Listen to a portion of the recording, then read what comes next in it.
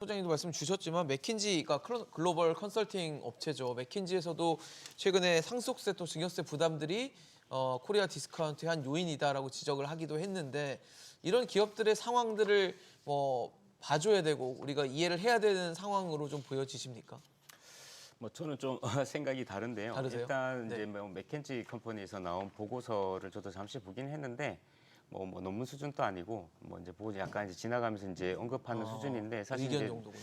논평을 할 정도로 그렇게 깊은 뜻을 가지고 있는 것 같지는 않습니다. 근데 네. 이제 일단 제가 이제 그 앞서 3040 예비 총수들의 지분율이 예. 낮아지는 그 문제 잠깐 제가 이제 또 정리를 잠깐 하자면 네네. 사실 지분율이 희석되는 거는 당연한 겁니다. 무슨 말인가 하면 처음에 이제 내가 회사를 설립했을 때 창업자가 됐을 때 내가 단독으로 회사를 설립했다면 당연히 100% 내가 지분율을 가지고 있겠죠. 동업자가 있으면 50-50에서 50% 갖고 있겠습니다만. 근데 이제 세대가 거듭되면 내가 자녀가 2명이든 3명이 있으면 보통 통상적으로 주식을 나눠줍니다. 그러면 세대가 거듭하게 될수록 자연스럽게 지분율은 낮아질 수밖에 없는 거거든요. 그런데 이제 일단 모든 거 다 제쳐두고 상속세 하나 때문에 지금 3040 예비 총수들이 지분율이 낮아진 거 아니냐라고 하는 것은 조금 이런 사항들에 대해서 고려가 없는 과장된 사항이고요. 그다음에 이제 또 두 번째가 뭔가 하면 우리가 기업을 운영하다 보면 당연히 이제 기업 규모가 크면 증자를 받게 됩니다. 유상 증자를 하게 되면 당연히 외부에서 이제 추가적인 돈이 들어오기 때문에 그만큼 또 주식을 발행을 해야 돼요. 그러면 원래 가지고 있던 사람들의 지분율이 물론 자기네들이 그대로 다 받아주면 모르겠지만 추가적인 주주들이 들어오게 되면 또 지분율이 또 낮아지는 겁니다. 그뿐만이 아니라 주식 교환이라든지 합병이라든지 여러 가지 기업과 관련된 경영상의 의사결정이라든지 구조 개편을 통해 가지고 지분율이라는 것은 영향을 받게 되고 있는 거거든요. 그래서 정리를 하면 3040 예비 총수나 젊은 총수들의 지분율이 낮은 것이 마치 상속세만의 문제만으로 이렇게 하는 것은 좀 지나치게 과장하는 거다라고 저는 생각을 하고 있고요. 그다음에 이제 우리 상속세 문제 때문에 이제 사모펀드에 이제 기업을 매각하는 사례가 많다라고 이제 말씀을 하시는데 그것도 좀 개별 사안별로 좀 따져봐야 됩니다. 물론 이제 상속세가 당연히 몇천억 대나 지금 NXT처럼 4조 이렇게 되면 사실 부담이 되는 건 사실이긴 합니다.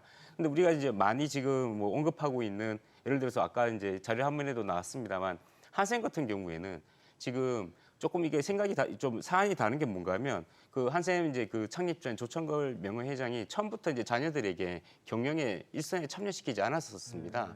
참여시키지 않았고 그다음에 또 자녀들이 지분도 그렇게 많이 가지고 있는 사항은 또 아니었고요. 그리고 조 회장 본인도 스스로가 아마 90년대 초반 제 기억상으로 한 93, 4년 정도 됐을 겁니다. 그때부터 경영 일선에서 물러났습니다.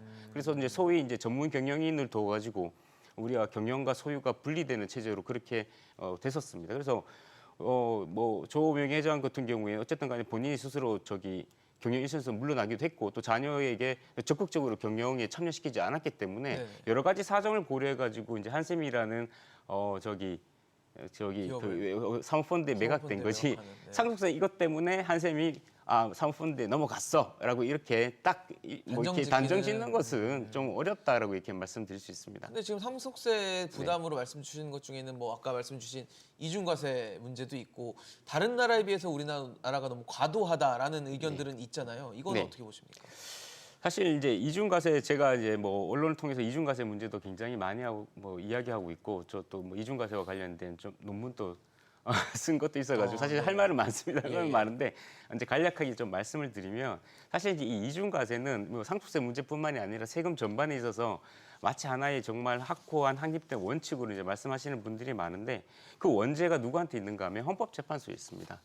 헌재에 있는데 헌법재판소가 예전에 과거에 이중과세 금지 원칙 또는 중복과세 금지 원칙이라는 이런 말을 써가지고 마치 이중과세가 헌법상으로 금지되는 하나의 정말 확고한 원칙인 것처럼 썼던 적이 있었습니다. 그러다 보니까 이제 학계에서도 이중과세 원칙은 기본적으로 존재하는 것처럼 전제를 해가지고 이중과세 금지 원칙에 따라서 위헌이다 아니다 아니면 이 법률에 대한 개폐에 관한 논쟁이 진행이 된 바가 있습니다. 그런데 이와 관련해서는 이제 계속 이제 연구가 진행되면서 요즘에 이제 좀 분위기가 많이 바뀐 게 저희들은 이제 법학 쪽에서는 통설이라고 보통 표현하는데 통설이라는 건 주류적인 견해라는 뜻입니다. 그래서 통설로 지금 자리 잡은 것은 이중과세 금지 원칙이라는 것은 없다. 헌법상의 원칙도 아니고 그래서 그게 이제 많은 지금 학자들이 이중과세 금지 원칙에 대해서는 더 이상 이거는 원칙으로서 볼 수 없는 거고 헌법재판소에서도 지금 최근에 결정례를 보면 이중과세 금지 원칙으로서 위헌을 판단한 적은 없습니다.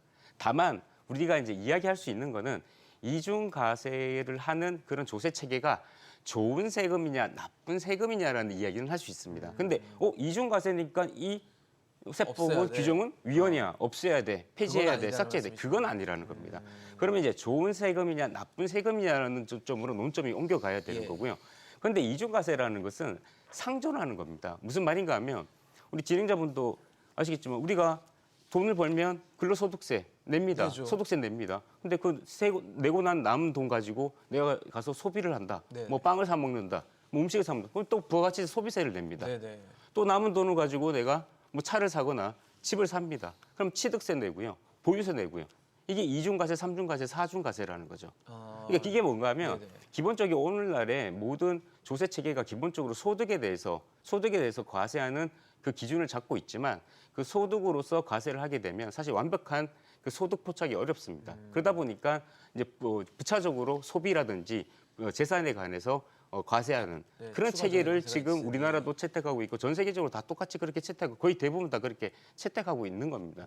그래서 이게 단순히 이중과세라는 이야기만으로서 이게 뭐 이게 이 세금이 잘못된 거다, 좋은 세금이다라고 이야기하기에는 사실 그럴 조금 수는 없다. 현실적으로 고려해야 될 것들이 있다라는 것을 말씀드립니다. 네.